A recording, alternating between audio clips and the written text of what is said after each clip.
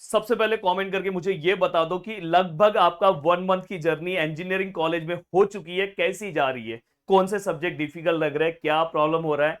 Even अगर आपके college में भी कुछ इश्यू हो रहा होगा तो वो भी आप कमेंट कर सकते हो, जिससे आपकी बातों को मैं ध्यान से कमेंट सेक्शन में, जब भी मैं रात को आराम से बैठूं तो मैं आपके कमेंट को पढूं, तो मैं आपके प्रॉब्लम को समझूं कि हाँ स्टूडेंट को ये सब्जेक्ट में प्रॉब्लम हो रहा है, ये सब्जेक्ट स्टूडेंट को कॉलेज में नहीं समझ में आ रहा है, ये सब्जेक्ट में उनके कॉलेज में कोई फैकल्टीज नहीं है। तो आप नीचे लिख सकते हो, जिससे मुझे एक आपके प्रॉब्लम को मैं समझ पाऊं अच्छे से। आपके यूनिवर्सिटी का नाम भी लिखना, आप चाहे इंडिया के जिस भी यूनिवर्सिटी से हो। देखो दोस्तों, सबसे पहली जो डिफिकल्टीज है, अगर आपने इन सभी डिफिकल्टीज को ध्यान से समझ लिया, देखो यहाँ पे मैं बताने वाला हूँ 2024 में इंजीनियरिंग के जितने भी जो आपके यूनिवर्सिटी के पेपर्स होंगे, इवन यूनिट टेस्ट होगा, पर मैं यहाँ पे यूनिवर्सिटी के पेपर्स की बात कर रहा हूँ, उसमें कौन कौन से 10 डिफिकल्टीज आपको फेस करने होंगे। सबसे पहली डिफिकल्टीज दोस्तों, आज कंपटीशन जो है दोस्तों इंक्रीज होते जा रहा है। देखो 2023 में क्या था, 2023 में थोड़ा मार्केट अलग था, 2020 में मार्केट अलग था, 2017 में मार्केट अलग था। अब क्या हो रहा है दोस्तों, पता है कि लोगों को ना बहुत अच्छे अच्छे टीचर्स मिल रहे हैं, और इसकी वजह से स्टूडेंट घर बैठे बहुत अच्छा प्रिपरेशन कर रहे हैं। जैसे अगर समझो, आज मुझसे, हमारे इस प्लेटफॉर्म से कितने सारे स्टूडेंट पढ़ रहे हैं इंडिया में, तो इससे क्या हो रहा है पता है कि और कंपटीशन बढ़ेगा, कि अगर सभी लोग अच्छी स्टडी करने लग रहे हैं, तो अगर ये हर बच्चा पढ़ने लग रहा है, तो इससे कंपटीशन का लेवल क्या हो जाएगा दोस्तों, बढ़ने लगेगा। आज हर स्टूडेंट चाहता है कि मुझे अच्छे मार्क्स मिले, मैं किस तरह से अच्छी तरह से तैयार हो जाऊं। तो ये भी आपको एग्जाम में समझना है कि ये भी एक डिफिकल्टीज है कि आप अपने एग्जाम के लिए प्रिपरेशन कर रहे हो, बाजू वाला भी अच्छा पढ़ रहा है, बाजू वाला भी मुझसे ही पढ़ रहा है, तो वो हो सकता है कि और अच्छे से अपनी चीजों को कंप्लीट कर रहा होगा। इसलिए आपका कुछ लोग ऐसे होंगे जो YouTube पे पढ़ रहे होंगे, एक्स्ट्रा सम प्रैक्टिस नहीं कर रहे होंगे, हो सकता है बाजू वाला ऐप पे मेरे से पढ़ रहा होगा, वो आपसे आगे निकल सकता है। और मैंने एक सीधा सा एग्जांपल दिया कि जब आप जॉब के लिए जाओगे तो वहां पे पॉइंटर मायने रखता है दोस्तों। जब पॉइंटर कैसे मायने रखेगा दोस्तों, जैसे अगर समझो किसी किसी कंपनी का जो क्राइटेरिया होता है दोस्तों 8.5 पॉइंटर का होता है, ये बहुत मतलब टॉप कंपनी का रहेगा। कहीं कहीं पे 7.5 तो एक नॉर्मल माना जाता है कि 7.5 तो पॉइंटर रहना ही चाहिए दोस्तों। तो ये आपको एक ध्यान रखना है, इसलिए उसके हिसाब से आपको पेपर देना है। आप देखो, न्यू एजुकेशन पॉलिसी 2020 के अकॉर्डिंग सभी यूनिवर्सिटी में, इंडिया में जितने भी यूनिवर्सिटी है, लगभग सभी यूनिवर्सिटी ने अपने सिलेबस को बदला। अब इसमें उन्होंने इतना बड़ा गड़बड़ कर दिया, सिलेबस तो उन्होंने बदला, सिलेबस में कोई चेंजेस नहीं है। लगभग मैं बोलूं तो सिलेबस में नो चेंज, सिलेबस में कोई चेंज नहीं है। मतलब ज्यादा से ज्यादा बोला जाए तो 5% चेंजेस हम कंसीडर कर सकते हैं, 5%।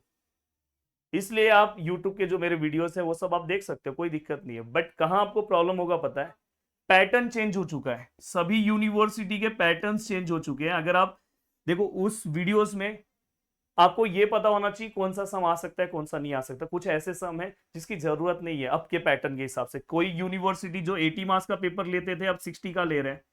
तो ये आपको एक सबसे बड़ा प्रॉब्लम फेस करना पड़ेगा 2024 के बोर्ड एग्जाम्स में। अगर हम बोर्ड एग्जाम्स का प्रिपरेशन करते हैं तो बोर्ड एग्जाम्स बोला, यूनिवर्सिटी के पेपर में जब मैं यूनिवर्सिटी का प्रिपरेशन करता हूं तो मैं पीवाईक्यूज के ऊपर फोकस करता हूं। बट यहां पे एक सबसे बड़ा प्रॉब्लम यह है कि भाई पीवाईक्यूज कहां से लाऊं।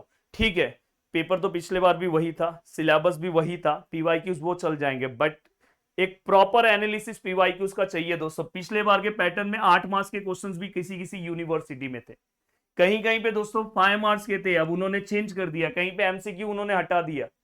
तो उन्होंने कहीं पे क्या किया पता है, lesson number first, lesson number second दोनों को साथ मिला दिया। जैसे पुणे यूनिवर्सिटी में उन्होंने फर्स्ट एंड सेकंड को एक ही साथ ला दिया।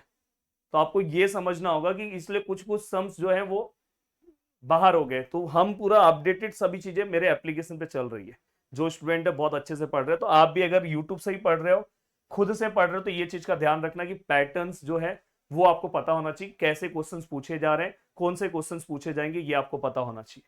तीसरी जो सबसे बड़ी चीज है दोस्तों वो है सिलेबस। अब उन्होंने सिलेबस को इतना बड़ा कर दिया है दोस्तों, उसी सिलेबस को जानबूझ के और एक्स्ट्रा कर दिया है, जिसकी वजह से सिलेबस कवर करना एक सबसे बड़ा डिफिकल्ट टास्क है स्टूडेंट लोगों के लिए।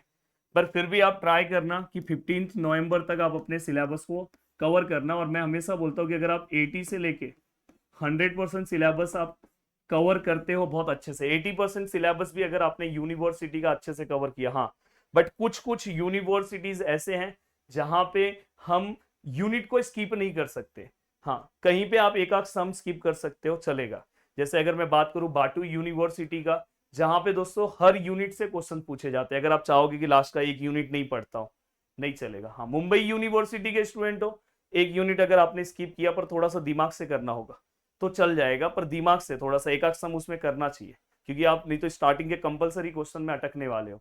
एसपीपीयू के हो, आपका भी यूनिट वाइज क्वेश्चन पूछा जाता है, तो आप यूनिट स्किप नहीं कर सकते, थोड़ा बहुत एक आध सम स्किप कर सकते हो। इसलिए आप जो भी यूनिवर्सिटी, जैसे आप एकेटीयू से हो, चाहे आप आरजीपीवी से हो, पीटीयू से हो, हाँ, अगर आप अमरावती यूनिवर्सिटी तो सबसे पहले आपको अपना पैटर्न पता होना चाहिए।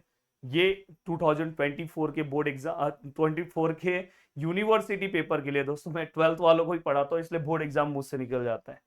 अब देखो दोस्तों, यहाँ पे नेक्स्ट है न्यूमेरिकल एंड एनालिटिकल प्रॉब्लम। ये सबसे बड़ा टास्क है। मैं अगर बात करूं मैकेनिक्स सब्जेक्ट्स, बात करूं मैं मैथ्स सब्जेक्ट, ये सब सब्जेक्ट ऐसे सब्जेक्ट्स है जहां पे आपको एप्लीकेशन बेस्ड क्वेश्चंस पूछे जाएंगे, क्योंकि उन्होंने बहुत सारे यूनिवर्सिटी के सिलेबस में उन्होंने मेंशन कर दिया कि भाई हम एप्लीकेशन बेस्ड क्वेश्चंस पूछेंगे। मतलब एप्लीकेशन बेस्ड क्वेश्चंस मतलब वो क्या करेंगे पता है, जो आपका टॉपिक है उससे रिलेट करके वो क्वेश्चंस क्या करेंगे, आपको पूछेंगे। मतलब बोला जाए तो ये क्वेश्चंस में थोड़ा आपका थिंकिंग चलाना पड़ेगा आपको, इसलिए मैं बोल रहा हूँ कि अभी से पढ़ना जो नहीं चालू करेगा, लास्ट में एक दो केटी मस्त वो लेके बैठेगा। हो सकता है कोई ऐसा स्टूडेंट होगा जिसको पूरा का पूरा ही केटी मिल जाए, पर जो स्टूडेंट अभी से मेहनत कर रहा होगा ना, लास्ट में ऑल क्लियर बस नहीं होगा, पॉइंटर 9.5 के ऊपर जाएगा, इसकी गारंटी देता हूं मैं, जो रेगुलर जो मैं टाइम टेबल बना के दे रहा हूं उससे अगर पढ़ रहा होगा। नेक्स्ट है दोस्तों, हाँ, अब जो दोस्तों अब नए नए पैटर्न्स के अकॉर्डिंग देखो, जो पैटर्न है वो आपको मिल गया, पर इवॉल्विंग पैटर्न, जैसे अगर आप बोलोगे अभी अभी बहुत सारे यूनिवर्सिटीज में दोस्तों उनका जो यूनिट टेस्ट है वो यूनिट टेस्ट लेने का तरीका अलग अलग है, तो वो सब चीजें चालू है। बहुत सारे स्टूडेंट उसको बहुत लाइटली लेते हैं। बहुत सारे स्टूडेंट क्या चाह रहे हैं पता है, कि मेरा 20 मार्क्स का यूनिट टेस्ट है, कोई बोल रहा है मेरा 30 मार्क्स का है, कोई बोल रहा है मेरा 12 मार्क्स का है, तो वो चाह रहे हैं कि मेरे को ना इसके अंदर पूरा का पूरा मार्क्स स्कोर करना है। अगर वो पूरा का पूरा मार्क्स इसके अंदर स्कोर करता है, बहुत सारे बोल रहे हैं बस इसमें पास होना है, इसमें पास होके नहीं चलेगा यार, इसमें टॉप करो, इसमें आउट ऑफ लाओ। यूनिवर्सिटी में फिर अगर आप पास होते हो ना, तो आपका पॉइंटर आराम से मैं बोलता हूँ कि 9 के आसपास आ जाता है। ये बहुत 9 मतलब 8.5 के आसपास। ये एक बहुत बड़ा तरीका है जो बहुत लोगों को नहीं पता है। इसलिए जो पैटर्न जो चेंज हो रहा है दोस्तों, नए नए पैटर्न्स जो आ रहे हैं, पैटर्न्स चेंज होने से आपका ओवरऑल पूरा स्टडी पैटर्न चेंज हो जाता है। तो मैं इसलिए बोलना चाहता हूं कि आप सम्स का प्रैक्टिस करो। सम्स का प्रैक्टिस करने के साथ जो कुछ मैं वीडियोस बनाता हूं, अभी मैं आने वाले टाइम में यूनिवर्सिटी वाइज वीडियोस बनाऊंगा, इसलिए आपके कमेंट बहुत ज्यादा मायने रखते हैं। जैसे अगर समझो आप एकेटीयू के स्टूडेंट हो, आरजीपीवी के स्टूडेंट हो, हाँ, तो आप लोग के भी कोर्सेस आएगा, भामू यूनिवर्सिटी के स्टूडेंट, आपके भी कोर्सेस मैं एग्जाम के पहले लेकर आऊंगा। बहुत सारे कोर्सेस आपके मैं लेकर आने वाला हूँ एप्लीकेशन पे। और अगर आप बहुत अच्छे से अपनी चीजों कवर करना चाहते हो, इंजीनियरिंग मैथमेटिक्स, इंजीनियरिंग मैकेनिक्स, जो one of the most difficult subjects है, हमारे एप्लीकेशन पे अपडेटेड वीडियो, सभी वीडियोज मैं अभी बना रहा हूँ, नए तरीके से पूरा का पूरा प्रोवाइड कर रहा हूँ। तो आप वहां पे जाके वीडियोज जो भी वहां पे मैंने बनाए हैं वो एप्लीकेशन पे जाके लेके कोर्सेस लेके पढ़ना चालू कर सकते हो। और एक बेनिफिट ये है, उसके बाहर से आपको कुछ नहीं करना है, बस उतना ही पढ़ना है, उसके बाहर कुछ नहीं करना। हाँ, अगर आपके पास टाइम बचता है तो करो, पर मेरे हिसाब से उतना करके इनफ है। ये आपको एक बेनिफिट है। अब देखो दोस्तों, इसके बाद नेक्स्ट है, एक सबसे बड़ा टेंशन ये आता है कि सर डेप्थ में जाए कि ब्रेथ।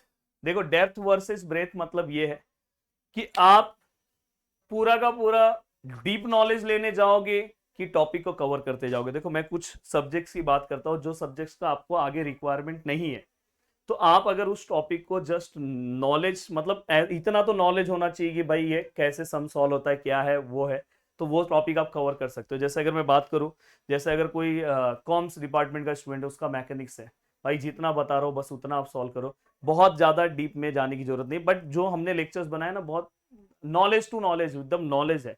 हाँ, बट अगर आपका कोई स्पेसिफिक सब्जेक्ट्स है जो आपको पता है कि आगे यूज होने वाला, तो उसमें आपको जितना नॉलेज लेना है उतना आप नॉलेज लो। तो हमेशा डेप्थ में उस सब्जेक्ट के जाओ जिसकी सच में आगे जरूरत है, जो आप फील्ड में जाके वर्क करोगे वहां पे जरूरत है। जिस सब्जेक्ट की जरूरत ज्यादा नहीं है उसको बस फटाफट फटाफट सिलेबस कवर करो, पेपर सॉल्व करने आया, मार्क्स स्कोर किया, बस बात खत्म। तो इस तरह से 2024 का बोर्ड एग्जाम्स, दो चार चीजों को लेके, बोर्ड एग्जाम्स बोल रहा हूँ सॉरी, यूनिवर्सिटी का पेपर दो चार चीजों को लेके आपके लिए बहुत ज्यादा इंपॉर्टेंट रहने वाला है। मिलते हैं दोस्तों नेक्स्ट लेक्चर में। बाय बाय, टेक केयर, जय हिंद दोस्तों।